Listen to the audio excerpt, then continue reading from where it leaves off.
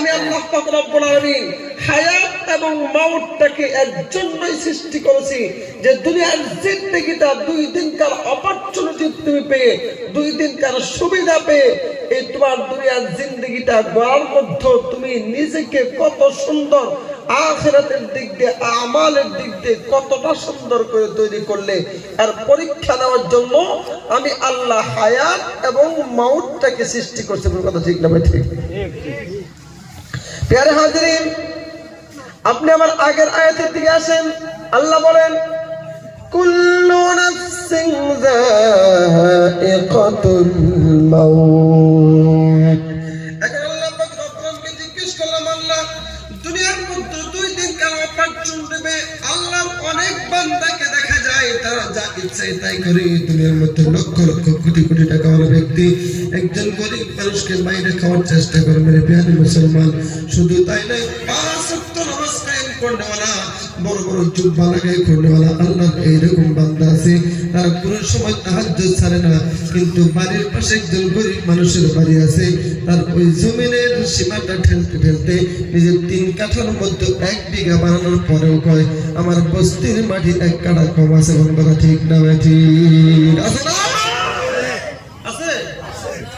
খারাপ পাইছো না? আমার কথা কিছু মানুষের খারাপ লাগবে, কারণ যার সঙ্গে গাও আছে মন লাগাইলে শুনবে তার কথা ঠিক আছে। কথা বলো। আরে হাজিরিন, আল্লাহ পাক রব্বুলকে জিজ্ঞেস করলাম, আল্লাহ এই দুনিয়ার মধ্যে থাকা অবস্থায় আল্লাহর অনেক বান্দা আছে 5 ওয়াক্ত নামাজে পড়ে। আমি সব নামাজের কথা বলতেছিলাম, খারাপ পাবেন না। কিছু সংখ্যক ব্যক্তি যারা কি করে বড় বড় জুব্বা লাগায় ঘুরে, নামের আগে অমুক মাওলানা, অমুক হাজী সাহেব, অমুক পীর সাহেব, আছে না এরকম? প্রিয় হাজির, আল্লাহর বান্দা দুনিয়ার জমিনের মধ্যে কি করে সারা ক্ষেতের মধ্যে ভালোভাবে হাল বাই, কিন্তু অন্যজনের আইলটা পাওয়ার পরে দেখবেন আল্লাহর বান্দা আইলের মাথাটা ঢাকা হয়ে যায়। এরকম ব্যক্তি আছে না নাই? অনেক জায়গায় আছে। আল্লাহকে জিজ্ঞেস করলাম, আল্লাহ এই যে বান্দাগুলো দুনিয়ার 2 দিনকার অপরচুনিটি গরিবদেরকে ঠকাইয়া মারার চেষ্টা করে, দুনিয়ার মধ্যে গরিবকে পালাই মারার চেষ্টা করে। আল্লাহ গরিবটা তো বিচার পায় না, মাতবরের কাছে গিয়ে কি করে বিচার দেয়, কিন্তু তারা গরিব বলে টাকা দিতে পারে না বলে মাতবরের বিচারটা সারে না। আল্লাহ এদেরকে তুমি কোন সাজা কিয়ামতের দিন হাসরের দিন বুঝাই দেয়া কিনা?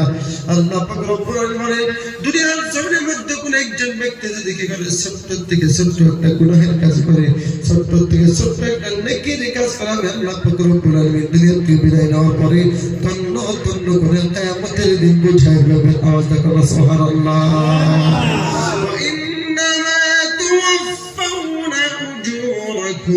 يوم القيامة فمن زحزح عن النار وأدخل الجنة فقد فاز وما الحياة الدنيا إلا متاع الغرور. الله ربنا وإنما توفون أجوركم يوم القيامة. বন্দারে একটা কথা তুমি শুনে রাখো, আমি আল্লাহ ছোট্ট থেকে ছোট্ট একজন ব্যক্তি দুনিয়ার মধ্যে যে গুনাহের কাজের মধ্যে লিপ্ত হয়েছে, ছোট্ট থেকে ছোট্ট একটা নেকির কাজের মধ্যে যে লিপ্ত হয়েছে, আমি আল্লাহ সব কিছু তন্ন তন্ন করে তার সাজাটা তার বদলাটা আমি কিয়ামতের দিন বুঝাই দেব। আওয়াজ করে সুবহানাল্লাহ।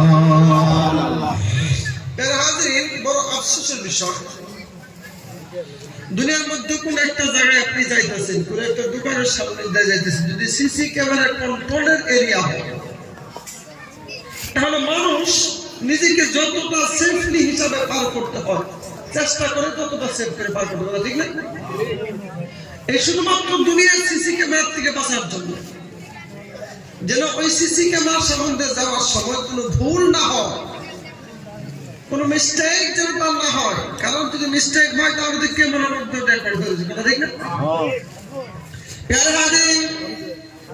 আল্লাহ পাক রব্বুল আলামিন না, আপনি দুনিয়ার সিসি ক্যামেরা থেকে বাঁচার জন্য কত কৌশল অবলম্বন করেন, কত সেফ হিসাবে আপনি পালাবার চেষ্টা করেন। মেরে প্রিয় মুসলমান, আপনি কোন সময় ভাবলেন না দুনিয়ার মধ্যে আপনি গুনাহের কাজের মধ্যে লিপ্ত থাকেন, আপনি দুনিয়ার মধ্যে আল্লাহ কি করেন ইলিগাল কাজ করেন আল্লাহর বান্দা দুনিয়ার মধ্যে আল্লাহর নাফরমানি আপনি দুনিয়ার মধ্যে করতেছেন কিন্তু আল্লাহ পাক রব্বুল আলামিন আমার আপনার দুনিয়ার মধ্যে জন্ম হওয়ার থেকে মৃত্যু পর্যন্ত মহান আল্লাহ পাক রব্বুল আলামিন দুইটা কি করেন সিসি ক্যামেরা লাগিয়ে দিলেন এই সিসি ক্যামেরার থেকে আপনি কোনদিন বাঁচার আপনি চেষ্টা করলেন না আল্লাহ পাক রব্বুল আলামিন কোরআনটা যখন আপনি স্টাডি করবেন 30 নম্বর পারা শুরু থেকে 5 নম্বর কি 6 নম্বর সুরা আল্লাহ পাক রব্বুল আলামিন কিরামান কাতিবিনা ইয়ালামুনা মা তাফআলুন আল্লাহ পাক রব্বুল আলামিন এমন দুইজন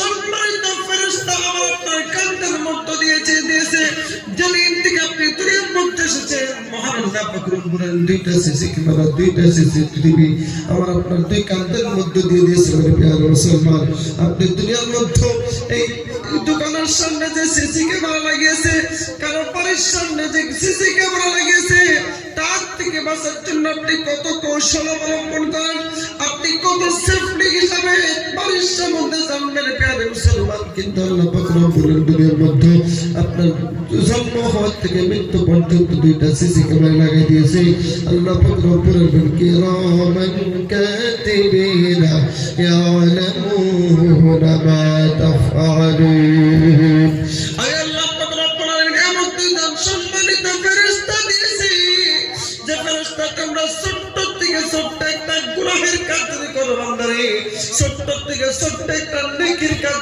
দুনিয়ার মধ্যে করো সবকিছু তোমার এই সিসি ক্যামেরার মধ্যে রেকর্ড হবে বলো ঠিক না বেঠি ঠিক না